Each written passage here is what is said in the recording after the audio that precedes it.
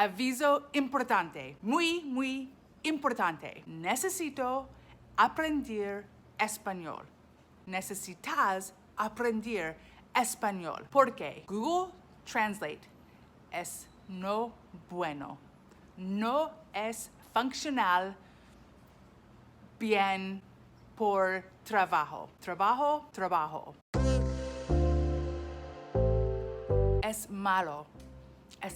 Mira, todos los días, utilizar Google Translate. Todos los días.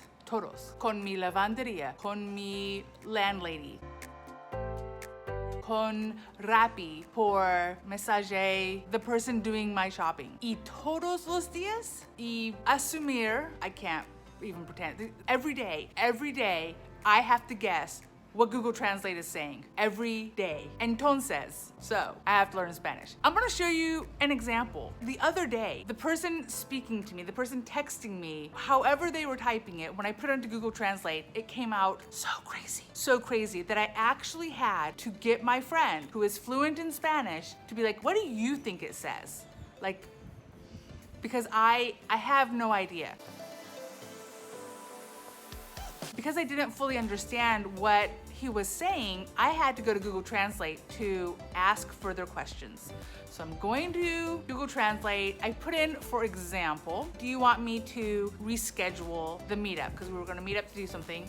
Do you want me to reschedule it? And the replies I got still made no sense in my mind. Like I was like, I don't. So then I asked my friend, I'm like, what in the world is he saying? What is he saying? What am I saying wrong? So she translated what he's saying, because she's fluent in Spanish, right? So she's translating it, and I'm like, oh, okay. To which I'm like, okay, I think my response of asking if we should reschedule it is still, it's a good response. I'm not angry about that, but she's like, well. Okay, you said we should reprogram for later. Like that's the direct translation of what you wrote. Like, this is what we should do, kind of. And looking at the Spanish, if I didn't blindly cut and paste, I probably could have figured it out. AKA, if I was more comfortable using Spanish, I could have tweaked it, right? It's kind of like using a calculator. If you know basic math and you use a calculator, but you accidentally divide instead of multiply, when you accidentally do something with a calculator, you know, you're like, oh, there's no way this is the right answer because it should be, right? You have like a general idea of what the answer should be. Even if you're not that great at math, you still know. Google Translate requires that same ability. It requires you to have a certain level of understanding of Spanish in order to be able to catch it, right? Gotten super lazy, and I type in the English, I make sure the English is spelled properly because I don't want any typos, because that can obviously ruin the translation, and then I just copy and paste kind of blindly. So what I thought I said was, okay, should we reschedule for a later date? Turned out to be, okay, well, what we're gonna do is we're gonna reprogram later. Like if you look at the translation on Google, if I had taken a minute to just see what I wrote, I would have seen that it says reprogram for sure. But my Spanish, again, not so strong. I'm relying on Google to understand what it means to schedule. Like I'm relying on them. And when I type in schedule, this is what pops up.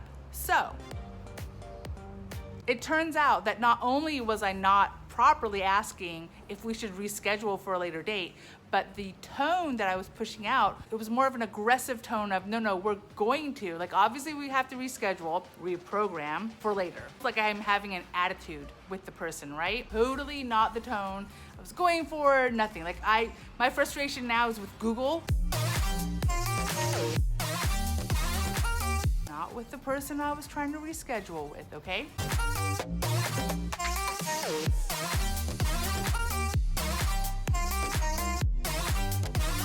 Oh my God, that is so all wrong. I mean, I think the main idea is there, right? But like, there's a lot of areas.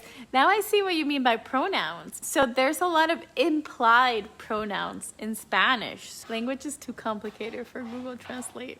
My number one advice for learning Spanish or any language or any topic, honestly, is don't focus on being perfect. When I use Google Translate, appropriately, it's when I'm looking up keywords. It's when I'm looking up the definition of words I don't understand, or when I'm trying to translate an English word into Spanish and I'm just not sure what to say. Google works really well for those like one word translations, and as much as I make fun of Google Translate, it even does well for sentences. But if you don't speak Spanish fluently, which I certainly do not, I think it's okay to live in that imperfection. I think it's okay for you to go, okay, it's not about cultivating the perfect sentence. Anytime I try to use Google to say exactly what I mean, when I try to be perfect, I don't have the knowledge base to be able to do that with Google Translate or in person or ever. And so I communicate the best when I don't put that pressure on myself. When I'm talking to my lavanderia, he absolutely knows I don't speak Spanish. And so the best times that we communicate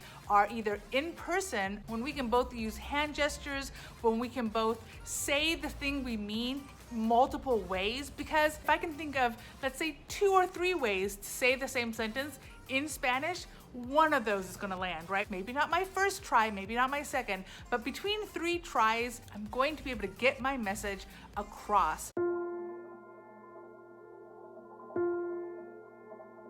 And it's something that I have to really practice on when I'm texting, because often I think to myself, okay, I'm texting somebody, I can totally cheat. I can totally use Google Translate to just put in the thing, copy and paste and go. But as you saw, that it never works. So even when I'm texting somebody, I do my best not to look up anything more than keywords, right? If I forget how to say the color red, if I forget a word, then yes, I'll look up that word on Google Translate, but I try really hard not to use Google Translate to formulate my entire sentence. If I instead just take the words I actually already understand in Spanish and use that, the chances that we'll actually understand each other increases exponentially. So all this to say, don't be afraid to come to Merida not knowing Spanish. Be willing to learn. Take Google Translate with a grain of salt. Moving forward, I have purchased the Spanish courses from Rocket Languages. I've also really been enjoying Memrise, which is almost like a flashcard concept, except I don't have to actually make the flashcards, which is awesome. So those are my 2 primary methods of learning Spanish. And then of course, last but not least, is immersing yourself in the language, watching the movies, hearing the songs. Tutora legal del bebé. Tutora legal. And when you're in an Uber or you're near somebody that you could possibly say something to, say something. Start with the easy things like hello, and you'll be surprised how far just speaking with somebody will take you. Let it be, but I'm gonna die.